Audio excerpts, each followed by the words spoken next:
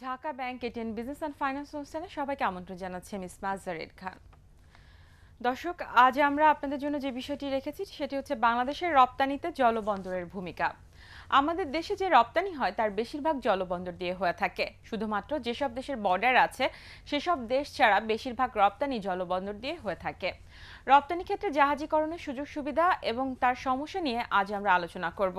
আমাদের সাথে রয়েছেন Mohammad Rezaul Karim, chairman shippers council of Bangladesh. এরপর রয়েছেন ফরিদ আহমেদ চৌধুরী, সাবেক সভাপতি Chittagong chamber of commerce and industries, এবং তিনি বাংলাদেশ শিপিং এজেন্টস অ্যাসোসিয়েশনের সাথেও দীর্ঘ সময় ছিলেন। দর্শক, অতিথিকে প্রশ্ন করতে চাইলে 0281897666 এই নাম্বারটি খোলা আছে। চাইলে আপনারা আমাদেরকে টেলিফোনে প্রশ্ন করতে পারেন। আমরা চলে যাচ্ছি আজকের অনুষ্ঠানে। আপনাদের দুজনকে স্বাগত আমাদের অনুষ্ঠানে আসার জন্য। আজ আমরা বাংলাদেশের রপ্তানিতে জলবন্দরের ভূমিকা নিয়ে আলোচনা করব। শুরুতে একটু জানতে চাচ্ছি যে আপনি তো শিপার্স কাউন্সিলের চেয়ারম্যান হিসেবে দায়িত্ব পালন করছেন।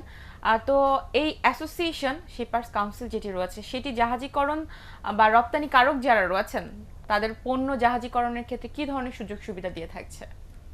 অ্যাকচুয়ালি শিপার্স কাউন্সিলটা আপনার প্রতিষ্ঠিত হয়েছিল 1979 সনে two protect the interest of the mainly exporters. যদিও আমার অ্যাসোসিয়েশনের সদস্য আছে আপনার বিভিন্ন রপ্তানিকারক, জুট বলেন, জুট ইন্ডাস্ট্রি বলেন, গার্মেন্টস, বিজিএমইএ, বিকেএমইএ সহ বিভিন্ন ক্যাটাগরির, প্লাস আপনার শিপিং লাইনের লোকজনও আমাদের সদস্য, freight forwarder, main line operator, bank, insurance, মানে অল কাইন্ডস। এটা অনেকটা আপনার অ্যাপেক্স বডির মতোই বলতে পারেন। তবে আমরা যেটা মূলত চেষ্টা করি রপ্তানিকারকদের স্বার্থটি মানে প্রটেক্ট করার জন্য মূলত এই সংগঠনটার সৃষ্টি। তো প্রধানত আমাদের দায়িত্বটা আমরা পালন করার চেষ্টা করি যে মনে করেন যে আমাদের যেটা দুই বন্দর দিয়ে রপ্তানি হয় সাধারণত মংলা এবং চিটাগং দিয়ে, আর বাই রোডে তো হয় আপনার বেনাপোল বা ভোমরা দিয়ে, যেটি পার্শ্ববর্তী দেশে। তো সেই ক্ষেত্রে পোর্টের যে সমস্ত ভাড়ার বিষয়গুলো আছে, মেইনলি ধরেন ফ্রেট, হঠাৎ করে দেখা গেল যে উইদাউট আওয়ার কনসার্ন এবং আংটাক্ট এবং এর অ্যাকর্ডিং টু ল তাদের মনে করেন আমাদেরকে 150 দিন বা 180 দিনের একটা নোটিশ দিতে হয় যে ফ্রেট বৃদ্ধির ক্ষেত্রে।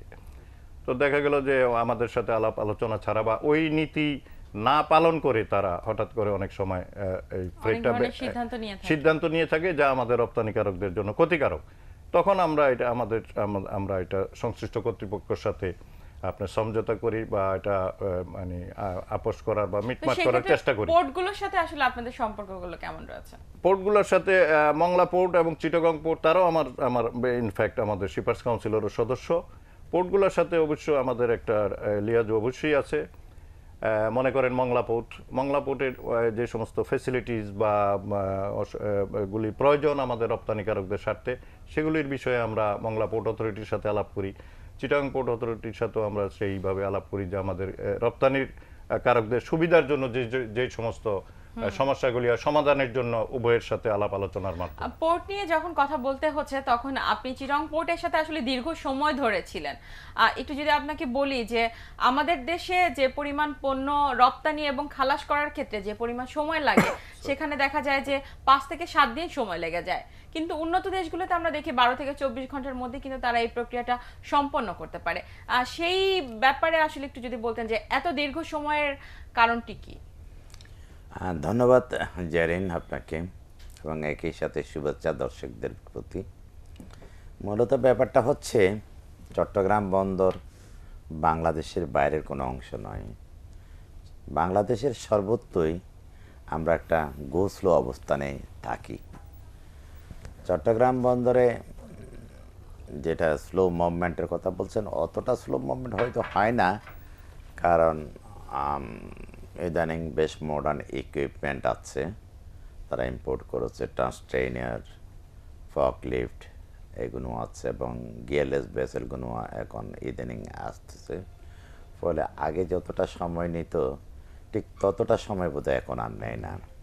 সমস্যাটা হয়ে গেছে যেটা খুব দুঃখজনক, সেটা হচ্ছে 111 অর্থাৎ ফখরুদ্দিনের যে ডিফেন্স ব্যাকড গভর্নমেন্ট ছিল, তারা হয়তো ইউনিফর্মের জোরেই হতে পারে তারা কিছু সিস্টেম ইন্ট্রোডিউস করেছে বাই ফোর্স, এটা আইনের ধারে নেই। যেমন তো সেই সিস্টেম আমরা শুধু দেখেছি তত্ত্বাবধায়ক সরকারের সময় কিন্তু ছিল, তারপর কিন্তু সেই সিস্টেম ওভাবে কাজ করছে না। আনফর্চুনেটলি ওই সিস্টেমটাকে রেখে দিয়েছে, বাট আরও ডিফেক্টিভ করে ফেলেছে সিস্টেমটা। যেমন ওখানে শত বছরের ওই যে যিনি শিপার্স কাউন্সিলের চেয়ারম্যান হিসেবে জানার কথা, সেই ব্রিটিশ আমল থেকেই মাস্টার ডিস্ট্রিবিউটার, তারা লোডিং আনলোডিংয়ের দায়িত্ব ছিল, এটা private sector all through.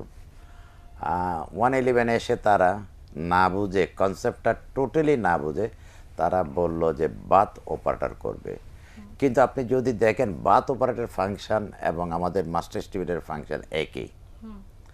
Bath operator বলতে যেটা বোঝায় সেটা তারা ইমপ্লিমেন্ট করতে পারেনি। এখন তারা যে করেছে, আওয়ামী লীগ গভর্নমেন্ট আসার পরে এটা আরও ওয়াস্ট হয়। 111 করেছে কি, যতটা লাইসেন্স ডিস্ট্রিবিউটার ছিল, মাস্টার ডিস্ট্রিবিউটার ছিল, তাদেরকে অ্যাকোমোডেট করেছে।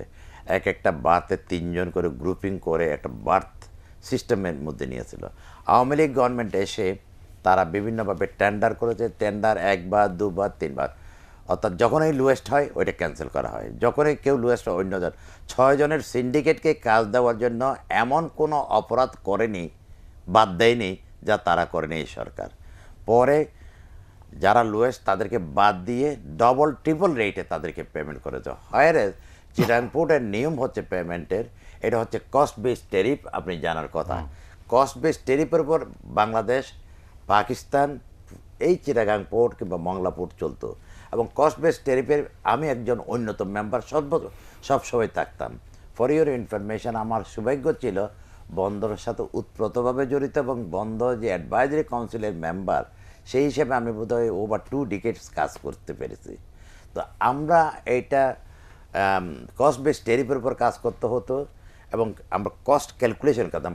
Chittagong port is not a profitable organisation, it's a service industry, এবং ফলে এই যে ডিস্ট্রিবিউটিং রেট থেকে শোর হ্যান্ডলিং রেট, এগুলো কস্ট বেসডের উপর হতো।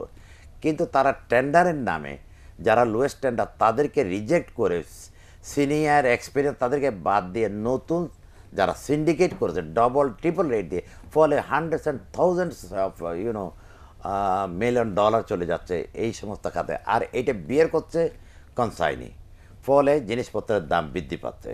This is very unfair, unfortunate and unexpected in a democratic country. This is number 1। Number 2, ওখানে বন্দরকে যে ফাস্টার করার জন্য যে সমস্ত সিস্টেম আরও ফার্দার ইন্ট্রোডিউস করা উচিত ছিল, আরও নিউ কনসেপ্ট আনা উচিত ছিল। যেমন আমাদের মেইনলি এখন গার্মেন্টস ইন্ডাস্ট্রি বলতে ঢাকাতে বেশি। এখন আমাদের যে ট্রেনে করে এখান থেকে যায় বা ট্রাকে করে যায়, এটা অনেক প্রচুর সময় নিয়ে যায়। আবার বন্দর থেকে লিফটিং করে আপনার যে ওয়াগনে মাল উঠায়, সেটা অনেক সময় নিয়ে যায়। তো এখানে হওয়া উচিত ছিল চিটাগাং পোর্টে রিমোট কন্ট্রোল ব্রিজের মাধ্যমে এই লিফটিং সিস্টেমটা করা উচিত ছিল, যেটা সিঙ্গাপুর পোর্টে আছে। এখন সিঙ্গাপুর পোর্ট থেকে তারা ফটো করে দেখে এই কনসেপ্টটা এখানে ইম্পোর্ট করতে পারছে না। এই না পারার পিছনে অন্যতম কারণ হচ্ছে যত মোস্ট ইনএফিশিয়েন্ট অফিসার আছে তাদের সবাইকে অ্যাপয়েন্টমেন্ট দেওয়া হয়েছে চট্টগ্রাম বন্দরে। যারা এফিশিয়েন্ট ছিল, সৎ ছিল, যে কোনো কারণে যে কোনোভাবে তাদেরকে বাদ দেওয়া হয়েছে। আর চট্টগ্রাম বন্দর চলতে মূলত এখন চেয়ারম্যান থেকে আরম্ভ করে, এটা আমার বলা উচিত হচ্ছে না, তারপর আমি না বলে পাচ্ছি না, চেয়ারম্যান থেকে শুরু করে মেম্বার যারা আছে সবাই নেভেল অফিসার।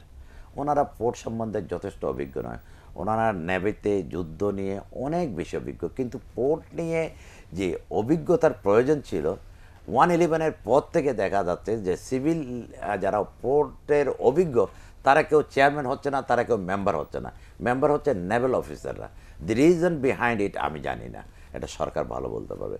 এই সমস্ত কারণেই বন্দরের গতি কমে আসতেছে। আর যে কথাটা আপনি বলেছেন যে এক্সপোর্ট গার্মেন্টসে বাড়তেছে, কিন্তু আপনি বোধহয় জানেন অ্যাকর্ড অ্যান্ড অ্যালায়েন্স এবং যে আমেরিকা ইউরোপের চাপে এর মধ্যে প্রচুর ফ্যাক্টরি তারা গিয়ে সাথে সাথে রিজেক্ট করে দিচ্ছে, এবং গার্মেন্টস ওয়ার্কারের আনএমপ্লয়মেন্ট এত অ্যালার্মিং হারে বৃদ্ধি পাচ্ছে, আগামী হয়তো 6 মাসের মধ্যে টের পাবে বাংলাদেশের গার্মেন্টস শিল্পের শ্রমিকদের অবস্থান। বর্তমানে যে মিনিমাম ওয়েজেস ঠিক করেছে 5,000, 5,000, 6,000। এখন গার্মেন্টস ওয়ার্কাররা ফ্যাক্টরিতে আসতেছে যে বাবা আমাদের ওই টাকা দিতে হবে না, আমরা 3,000 টাকায় আমরা কাজ করব। Because it depends, economy always depend করে সাপ্লাই অ্যান্ড ডিমান্ডের উপর, কারণ এখন ডিমান্ড কম, সাপ্লাই বেশি। আর কিন্তু সবচেয়ে বেশি ইনঅ্যাক্টিভ অবস্থা আমরা দেখতে পাই যে শিপার্স কাউন্সিলের অবস্থান, সেটি আসলে কেন? এই ইনঅ্যাক্টিভ অবস্থায় আপনারা কেন আছেন? না, আমরা তো ইনঅ্যাক্টিভ না। শিপার্স কাউন্সিল তেমন কোনো কাজ কিন্তু করতে পারেনি। এই যে এত সমস্যা চলছে, কি ধরনের অগ্রগতি আপনারা করতে পেরেছেন, বা এই কাউন্সিল থেকে কি ধরনের কাজ আপনারা যেটা করেছেন? ফরিদ ভাই অবশ্য বলছে, আমি একটু সাপ্লিমেন্ট করি, মানে চিটাং পোর্টের বিষয়টা, বা আপনিও যেটা প্রশ্ন করলেন যে 5-7 দিন লাগে। ইনফ্যাক্ট এখন এত দিন লাগে না, 2-3 দিনের মধ্যে ওই মাল ওঠানামা করে। এবং এই চিটাগং পোর্টের উপরে প্রেশারটা কমানোর জন্যই আমাদের শিপার্স কাউন্সিল থেকে আমরা এটা গভর্নমেন্টের বহু আগের থেকে ডিমান্ড করতেছিলাম। এবং এটার পরিপ্রেক্ষিতে বিগত কয়েক বছর আগে মংলা পোর্টে ম্যান্ডেটরি কিছু আইটেম, মানে যেগুলো ইম্পোর্ট করে, সে ফর এক্সাম্পল গাড়ি, যে গাড়িগুলো চিটাগং পোর্টে আসতো, সেই গাড়ির একটা পোর্শন বা অন্যান্য কিছু আইটেম আছে, সেই পোর্শনগুলোও মংলা পোর্টের থ্রুতে আপনাকে আনতে হবে। তাহলে হচ্ছে কি, মংলা পোর্টটা যেটা ইনঅ্যাক্টিভ ছিল, মংলা পোর্টটাও আপনার মূলত আর একটু বেশি কার্যকরী হচ্ছে। এবং সেটাকে ভায়াবল এবং প্রফিটেবল করার জন্য মংলা পোর্ট, আমাদের বর্তমান সরকার অলরেডি মংলা পোর্টের বিষয়ে বিভিন্ন রকমের পদক্ষেপ নিয়েছে।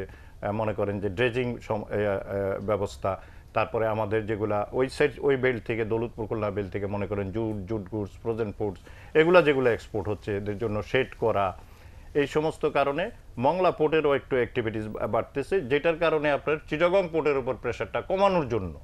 এবং যেটা আপনার ওই যে 5-7 দিনে যেটা বললেন, যেটা আই এম রিপিটিং এগেইন, এটা এখন 5-7 দিন ইনফ্যাক্ট লাগতেছে না, হয়তো ক্ষেত্র বিশেষে লেগে যায় অ্যাক্সিডেন্টলি।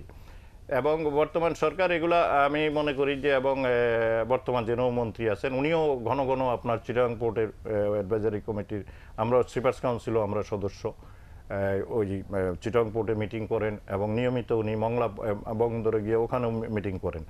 তবে একটা কথা আমি ওনার সাথে একমত, যেটা এই যে মংলা পোর্টের চেয়ারম্যান বা চিটাগং পোর্টের যে চেয়ারম্যান, এগুলা যে নেভেল সাইড থেকে আসতেছে, যার কারণে অভিজ্ঞতাটা এই সেক্টরে আমরা যারা ট্রেড বডি, আমাদের যারা রপ্তানিকারক, আমাদের যে সুযোগ সুবিধাগুলির ব্যাপারে কিন্তু প্র্যাকটিক্যাল এক্সপিরিয়েন্স নাই। ইনফ্যাক্ট সেই ক্ষেত্রে যদি সরকার অন্তত, ঠিক আছে, ওখানে যদি ফার্স্ট ম্যান যদি মনে করেন নেভেল থেকে আনতেই হয়, তাহলে definitely there should be second third man from the business community, trade community, honorary service দেওয়ার জন্য তো ওইখানে কমিটিতে আপনার নেওয়া উচিত টু ইমপ্রুভ। কারণ আমাদের বর্তমান সরকার হলো ব্যবসা বান্ধব সরকার।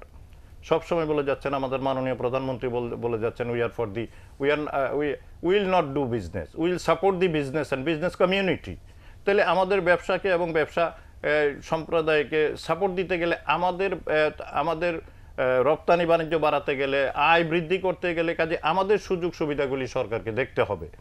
কাজেই ওই যে সরকারির সমস্ত কর্মকর্তা বিভিন্ন উচ্চপদে, নট অনলি মংলা পোর্ট এবং চিটাগং পোর্ট, আমরা দেখতে পাচ্ছি যে বিভিন্ন সেক্টরেও দেখা গেল কর্পোরেশনে ওই সরকারি কর্মকর্তা বা রিটায়ার্ড আর্মি পার্সোনাল বা রিটায়ার্ড নেভি পার্সোনাল আপনার বসিয়ে দেওয়া হচ্ছে। এটা শুধু এই সরকারের আমলে না, আমরা দেখতেছি আমাদের অভিজ্ঞতায় আগের সরকারের আমলে এগুলা হচ্ছে।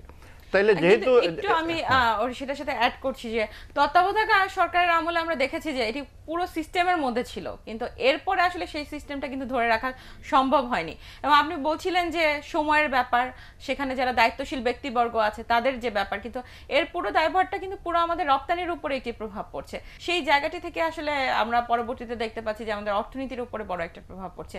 সেটি আমরা কিভাবে আসলে সত্য কথা বলতে কি, 111-এর সময় আপনি যে সমস্ত কনসেপ্ট ওখানে অ্যাডাপ্ট করেছে, এটা রং ড্রাইভিং করেছে তারা। তাদের সাবজেক্ট সম্বন্ধে অ্যাওয়ার ছিল না, তারা ছিল ডিফেন্সের লোক, বন্দর সম্বন্ধে তারা সম্পূর্ণ অনভিজ্ঞ ছিল, এবং কারো প্ররোচনায় কিংবা কারো অ্যাডভাইসে এই যে আজকে যেটা বলা হচ্ছে পেমেন্ট কে করে আপনার চিটাগাং বন্দরে, আপনার মাস্টার স্টিভিডারে কিংবা অর্ডার অ্যাঙ্কারে যে অপারেশন হয়, এগুলো পে মাস্টার হচ্ছে শিপ ওনার। অথচ বর্তমানে অ্যাপয়েন্টমেন্ট আছে, এটা শত বছর ধরে এটা শিপিং এজেন্ট আর শিপ ওনার অ্যাপয়েন্টমেন্ট দিত। এখন তারা বাত ওপাটার করে চট্টগ্রাম বন্দর সেটা অ্যাপয়েন্টমেন্ট দিচ্ছে এবং অনেক হাই রেট পেমেন্ট করছে। আর শোর হ্যান্ডলিং, আউটার অ্যাঙ্কারে যেখানে পোর্টের কোনো ফাংশনেই নেই, সেখানে তারা এনলিস্টমেন্ট করতেছে। একবার তাদের এনলিস্টমেন্টের ব্যাপারে দেখবেন, একবার বলেছে ওনার চিটাগাং পোর্ট অথরিটি, আর 3-4 লাইন পিছে দেখবেন ওনার কনসাইনি শিপ ওনার কন্ট্রাডিক্টরি। তো এই যে এনলিস্টমেন্ট বলতে পোর্ট যে লাইসেন্স দিয়েছে স্টিভিডিক, এইটাই লাইসেন্স, এবং এটার ভিত্তিতে আপনার consignee or the ship owner appointing authority appointment দেবে। আমরা একটু টেলিফোনে যাই। হ্যালো, হ্যালো, আসসালামু আলাইকুম। ওয়ালাইকুম আসসালাম। হ্যালো, আমরা শুনতে পাচ্ছি, নাম বলে প্রশ্ন করুন। হ্যালো, আমি কামাল উদ্দিন বলছিলাম হুম আন্তর্জাতিক ইসলাম বিশ্ববিদ্যালয় থেকে, চট্টগ্রাম। হুম আপনাদের যে এই অনুষ্ঠানটা আমাদের খুবই ভালো লাগে। তবে এই অনুষ্ঠানটা প্রায় সময় আপনারা উপস্থাপন করেন না।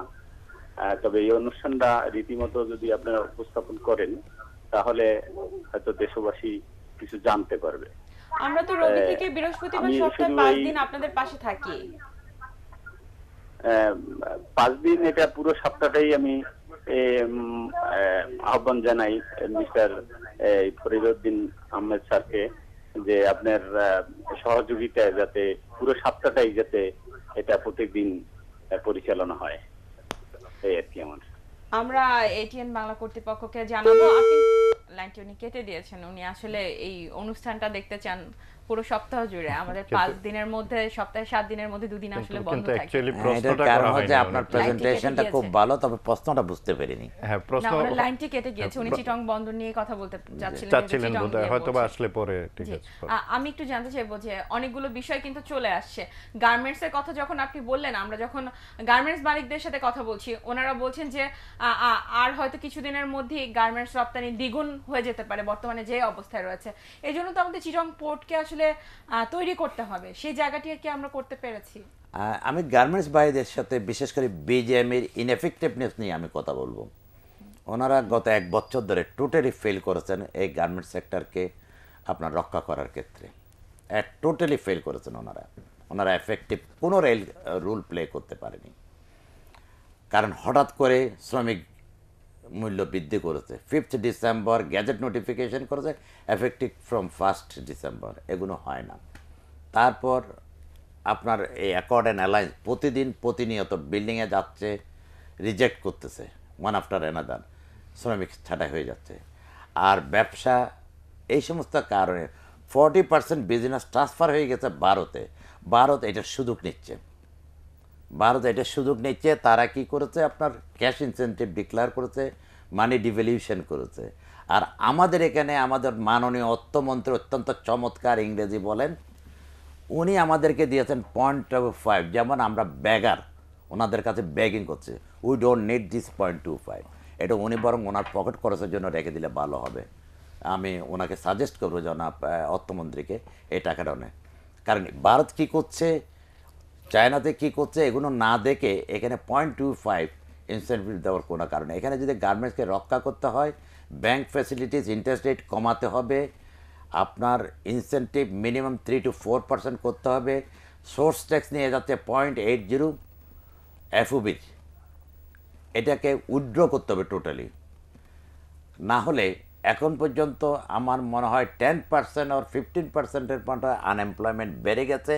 আমি আপনাকে আজকে আপনার এই অনুষ্ঠানের মাধ্যমে বলছি, আগামী 2 মাসের মধ্যে গার্মেন্ট শিল্পে এই ফিমেল ওয়ার্কারদের আনএমপ্লয়মেন্টের সংখ্যা 25% প্লাস হয়ে যাবে। আর অ্যাকর্ড অ্যান্ড অ্যালায়েন্সের যেই কমপ্লায়েন্স হচ্ছে, সরকার এখানে কিছুটা হস্তক্ষেপ করার প্রয়োজন আছে। কারণ তারা মনে হয় বাড়াবাড়ির পর্যায়ে যাচ্ছে। কারণ তারা যে মানবতার কথা বলছে, কিন্তু আপনি আসলে বলছেন অনেক সমস্যার মধ্যে আমরা যাচ্ছি, তারপর কিন্তু আমাদের অগ্রগতিও হচ্ছে। সেই অগ্রগতির যাত্রায় যদি আসলে আমাদের রপ্তানি পরিমাণ বেড়ে যায়, তাহলে আমরা জানতে চাচ্ছি যে আসলে আমরা পোর্টকে কতটুকু তৈরি করতে পেরেছি। যদি যায়, আপনি দেখেন যে পণ্য খালাস করতে আমাদের সবচেয়ে বেশি সমস্যার মধ্যে যেতে হয়, ভোগান্তির মধ্যে পোহাতে হয়, এবং সেটি কিন্তু ফাইনালি গিয়ে পুরো ইকোনমি চেইনের উপর একটা বড় ইম্প্যাক্ট। ওকে, আমাদের পোর্ট হচ্ছে একটা, সেটা হচ্ছে চট্টগ্রাম পোর্ট এক্সপোর্টের জন্য। Mongla port because of this line এবং ড্রাফট রেস্ট্রিকশনের কারণে সেখান থেকে এক্সপোর্ট ভার্চুয়ালি হচ্ছে না। কারণ 6 মিটারের মধ্যে ভেসেল যেতে যায় ওখানে রং সিলেকশন, রং ডিসিশনের কারণে আপনি জানেন মংলা পোর্ট হচ্ছে আন্ডার কারেন্ট। তার মানে আপনি বারবারই একটি বিষয় বুঝাতে চাচ্ছেন যে পুরো পোর্ট এখন নেতৃত্বের অভাবে ভুগছে, যেখানে হচ্ছে There গিয়ে is no doubt. মন্ত্রণালয় জনবল নিয়োগ দেওয়া হচ্ছে না। একেবারে মন্ত্রণালয় অনুপযুক্ততার প্রমাণ দিয়েছে, চট্টগ্রাম বন্দরের অ্যাডমিনিস্ট্রেশন অনুপযুক্ততার প্রমাণ দিয়েছে। আগে স্টেক হোল্ডারদের সাথে রেগুলার প্রতি মাসে ইন্টারাকশন হতো। শিপার্স কাউন্সিলের Right. চেয়ারম্যান এখানে আছে, আমি জানি না I do এফবিসি agree. যে চেয়ারম্যান উনি কি করেন, ওনাদের যৌথভাবে Meeting ঢাকা হতো। Chamber, Chittagong chamber, metropolitan chamber সবাই মিলে এগুলো নিয়ে আলাপ আলোচনা প্রস এন্ড কোন এক্সামিন করে তাদের সরকারের সাথে আলাপ করা উচিত যে মন্ত্রণালয় যেই কাজগুলো করতেছে এগুলো এফেক্টিভ কিনা, বন্দর যা করতেছে এগুলো এফেক্টিভ এবং রাইটলি করতেছে কিনা, অনেস্ট ওয়েতে করছে কিনা, এই সমস্ত এগুলো ওনারা করতে পারে না ওনাদের ব্যর্থতার কারণে। কারণ আমাদের যে ট্রেড বোর্ডগুলো এগুলো রাজনীতিকরণ হয়ে গেছে, যে কারণে আমাদের বন্দর ভাইব্রেন্ট হচ্ছে না। আর মংলা বন্দরের কথা যদি বলেন এটার কোনো ফিউচার নাই। মংলা বন্দর নিয়ে আমরা একটু আসবো একটা টেলিফোন থেকে। হ্যালো, আসসালামু আলাইকুম। ওয়ালাইকুম আসসালাম। আমি ঢাকা মিরপুর থেকে বলছি। জি, আলোচনা যে এই যে বললেন যে অর্থমন্ত্রী দুইজন আছি, এই সরকারই তো একটি অবৈধ সরকার, সম্পূর্ণ ভারতের উপর নির্ভরশীল।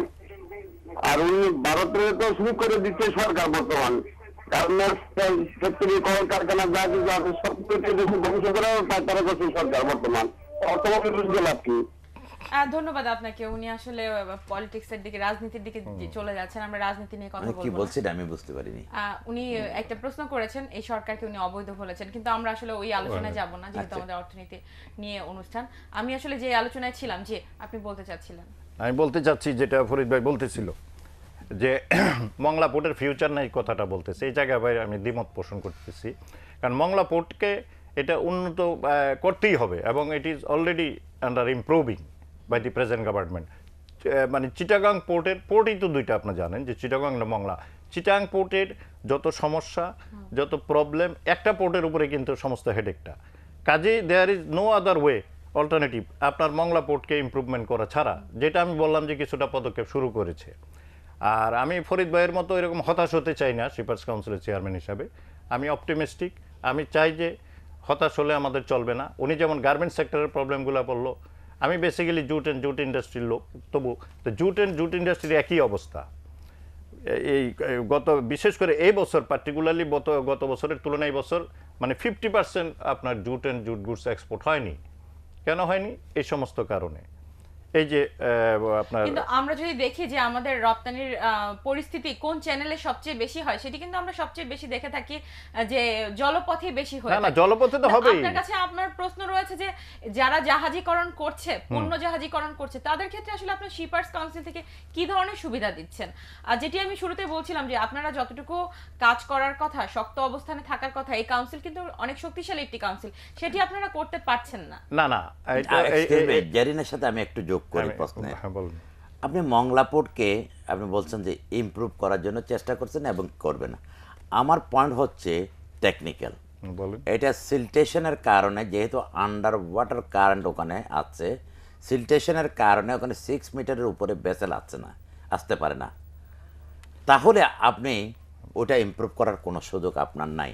আপনার সুযোগ হচ্ছে ওই মংলা পোর্ট ওইটাকে বন্ধ করে অন্য কোনো জায়গাতে, যেখানে এনাফ ড্রাফট 8-9 ফিট ড্রাফট আছে, সেখানে শিফট করা ছাড়া, এবং নেপাল ভুটান এই দুইটা ট্রানজিট ভারত থেকে যে কোনো অবস্থার প্রেক্ষিতে নিতে হবে। ভারত আমাদের বুকের উপর দিয়ে তাদের ট্রানজিট চালায় যাচ্ছে, করিডোর করতেছে। ভারত আমাদেরকে এটা দিতে বাধ্য করতে হবে, আর যদি না দেয় ভারতকে আমরা আমাদের ফ্যাসিলিটি বন্ধ করতে হবে। সিম্পল। এখানে বিজনেস উইন উইন সিচুয়েশন থাকতে হবে। এবং মংলা বন্দর আপনি যদি হিরোইন পয়েন্টের ওইদিকে না নেন, তাহলে এই মংলা বন্দরকে দিয়ে আপনি লোকাল ডোমেস্টিক আপনি আমদানি রপ্তানি করতে পারবেন, ইন্টারন্যাশনালি আপনি করতে পারবেন না। হ্যাঁ, আপনি যদি ভুটান নেপাল পান তাহলে কিছু বাল্ক কার্গো আপনি করতে পারবেন, যেটাকে বলা হয় মংলা বন্দরে পোর্ট ছাড়া অ্যাঙ্কারেজ আছে, যে অ্যাঙ্কারেজ আছে সেখান থেকে করতে পারবেন। সেখানেও কিন্তু ভেসেল একগ্রাউন্ডেড হয়ে যাচ্ছে। আমার কয়েকটা ভেসেল একগ্রাউন্ডেড হুইচ ইজ আর ভেরি রিস্কি। সুতরাং আপনাদেরকে যে ট্রেড বডিগুলো আছেন, আপনারা ইউনাইটেড হয়ে এটা প্রস এন্ড কোন এক্সামিন করে ফর্মুলা বের করেন, সরকারের কাছে কি কথা বলবেন, সরকারের কাছে রাইট পিপলের কাছে যেতে হবে, যিনি বুঝবেন। দরকার হলে আপনি প্রধানমন্ত্রীর কাছে যাবেন, অ্যাডভাইজারের কাছে যাবেন, এবং আন্দোলন যদি প্রয়োজন হয় দেশের বৃহত্তর স্বার্থে, জনগণের সাথে, সেটাও করতে হবে। সেটা কিন্তু ট্রেড বডিগুলো থেকে ইনক্লুডিং শিপার্স কাউন্সিল আমরা দেখি না। আচ্ছা, ফরিদ ভাই, Sorry. না, it's all right, I do not disagree with you. আমি যেটা বলতে চাচ্ছি, এক সময় কিন্তু এই মংলা বন্দরেই বাল্ক কোয়ান্টিটি, মানে ব্রেক বাল্ক ভেসেলগুলো আসতো, আজ থেকে 15 বছর আগেও আসতো, যেটা আপনার ওই যে ড্রেজিংয়ের কারণে আপনি যেটা বলতেছেন যে ওভারসিজ ভেসেলগুলো ঢুকতে পারতেছে না, এই কারণেই কিন্তু আপনার ভেসেলগুলো কমে যাচ্ছে। আর এখন আপনি বিশ্বব্যাপী মাল্টিমোডাল ট্রান্সপোর্টের কারণে আপনার ব্রেক বাল ভেসেলের বিজনেস কিন্তু আর নাই। যে সব কন্টেনার শিপমেন্ট হচ্ছে থ্রু কন্টেনার, এবং কন্টেনারাইজেশনের জন্য যেটা আমি ইমপ্রুভমেন্টের কথা আমি বারবার বলতেছি, যে এই জায়গার থেকে না হয় আরেকটু দূরে গিয়ে হয়তো করবে, কিন্তু করতেই হবে সরকারকে, কারণ there is no other alternative, as because there is only one port, Chittagong. তা আপনি একটা পোর্টের উপরে কত প্রেশারাইজ করবেন? একটা ফর্মাল ডিসিশন দিতে হবে তো, কনসেন্ট্রেট হয়ে যে you have to do it. না, ওই জন্যই কিছুটা ম্যান্ডেটরিও করতে হবে মংলা পোর্টকে সচল করতে হলে, যেটা Mongla port as a president হিসেবে সেই দায়িত্ব বা সেই নেতৃত্ব দেওয়ার জায়গা তো আপনার আছে, কেন আপনি পারছেন না? আপনার মনে হচ্ছে না সেই জায়গা থেকে আপনি খানিকটা পিছিয়ে আছেন? নো, পিছিয়ে যাব কেন? আমরা তো অবশ্যই বলতেছি কনসার্ন মানে অথরিটির সাথে। আমি নিউলি ইলেক্টেড চেয়ারম্যান অবশ্য, যদিও তবু আমি সংগঠনের সাথে প্রায় 30 বছর যাবত, হ্যাঁ, আমি জড়িত। কিন্তু কোনো কাজ করতে পারছে না এই সংগঠন। না, এগুলা সব কেন না, গত বছরও আপনার যখন এই যে মাল্টি মডেল ট্রান্সপোর্টের উপর আমার সংগঠন থেকে আপনার 2 দিন ব্যাপী সেমিনার হয়েছে। তারপর গার্মেন্টস সেক্টরের প্রবলেমের সময় আপনার ওয়ান ডে আপনার রাউন্ড টেবিল কনফারেন্স করা হয়েছে। যে সেক্টরের প্রবলেমে সেই সেক্টর নিয়ে কিন্তু আমরা অ্যাকচুয়ালি আলোকপাত করি, কারণ এখন এই পোর্টের সমস্যা হলে তখন পোর্টের সমস্যা নিয়ে আমরা আলোচনা করি। কারণটা হলো, যেমন রিসেন্টলি ফর এক্সাম্পল আমাদের চিটাগং যদি খুলনা বা মংলা দৌলতপুর থেকে মনে করেন জুট গুডস, ফ্রোজেন ফুডস, এগুলো যদি আপনি চিটাগং পোর্টের থ্রুতে এক্সপোর্ট করতে হয়, তখন আমাদের বাই রোডেই নর্মালি করতে হয়, অথবা লোকাল কার্গো দিয়ে করে কালুরঘাট যায়, তারপরে date. In the meantime national carrier যেটা বিএসসি, বাংলাদেশ শিপিং কর্পোরেশন, একটা ফিডার ভেসেল দিয়েছে লোকাল জন্য মংলা টু চিটাগং, কন্টেনারগুলো আনবে এবং নিয়ে যাবে। কিন্তু তারপরেও দেখাতে যাচ্ছে যে এখানে ভাড়া বৃদ্ধির এগেনস্টে আমরা শিপার্স কাউন্সিল থেকে অলরেডি প্রোটেস্ট করেছি, যে আপনি খালি কন্টেনার নিয়ে আসবেন, ভরা কন্টেনার নিয়ে যাবেন, তাহলে আপনি একটা রেট ভাড়া করবেন। আপনি যদি আবার খালি কন্টেনারের জন্য তারা দে আর চার্জিং $90, তাহলে আমি খালি কন্টেনারের ভাড়া আর আপনার ভরা ওখানে দিতে হবে $120, তাহলে এইখানে তো আমি আপনার চায়নায় শিপমেন্ট করতে পারি $200। কন্টেনারের ক্ষেত্রে তো আমরা বিভিন্ন সময় বিভিন্ন সমস্যা দেখে থাকি, কন্টেনারের মুভমেন্ট, কন্টেনারের ভাড়া, এগুলো নিয়েও তো জটিলতা হচ্ছে। না, ওগুলো তো আমরা উই আর ফাইটিং, কিন্তু সঠিকভাবে করতে পারছেন না। না, পারছেন না। দায়বদ্ধতা আপনাদেরকে নিতেই হবে। না, দায়বদ্ধতা না, we are fighting always. Please জি, একটু আমি আপনার কাছে যাব, আমরা একেবারে শেষ প্রান্তে চলে এসেছি। অনেকগুলো বিষয় আপনারা তুলে ধরলেন, এবং এই বন্দর শক্তিশালী করা যে সবচেয়ে বেশি জরুরি, সেটি কিন্তু আমাদের সবাইকে মনে রাখতে হবে। এই জায়গা থেকে আসলে যারা জাহাজীকরণ করছে তাদের স্বার্থ সংরক্ষণের জন্য আপনারা কি করছেন? জাহাজীকরণের জন্য যেটা বেসিক্যালি তো আপনার জাহাজীকরণের যারা মেইন লাইন অপারেটর বা শিপিং লাইন, তাদের স্বার্থ সংরক্ষণের জন্য শিপার্স কাউন্সিলের মূলত দায়িত্ব না। আমার দায়িত্ব হলো গিয়া to protect the interest of the exporter, মানে all types of exporters category. তাদের অ্যাসোসিয়েশন আলাদা, কারণ তাদের সাথেই তো আমাদের ফাইটিং। আমাদেরকে না জানায় তারা ভাড়া বৃদ্ধি করে দিল। ওয়ান ফাইন মর্নিং আমরা দেখতেছি, আমি একটা মাল শিপমেন্ট করব, 3 মাস পরে মালটা শিপমেন্ট হবে, আমি একটা ফ্রেট ধরে মনে করেন যে আমি মালটা বিক্রি করছি। তখন আমরা এটা ফাইট করি এবং কনসার্ন নো, এটা ভাড়া বৃদ্ধি করা চলবে না।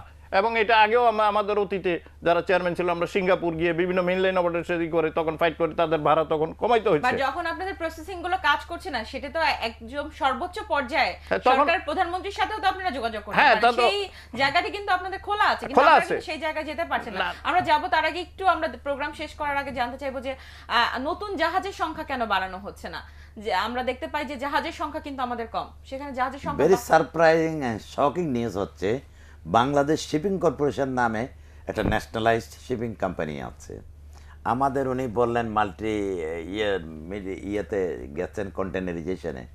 বাংলাদেশ শিপিং কর্পোরেশন আজ পর্যন্ত 43 ইয়ার্সের মধ্যে এখনও কেন একটা ফিডার ভেসেল ইন্ট্রোডিউস করতে পারেনি?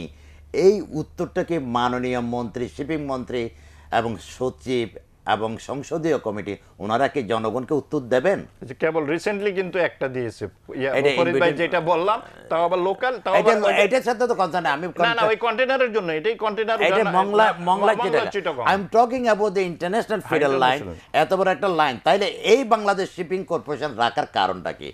মন্ত্রণালয় তাহলে কি করতে?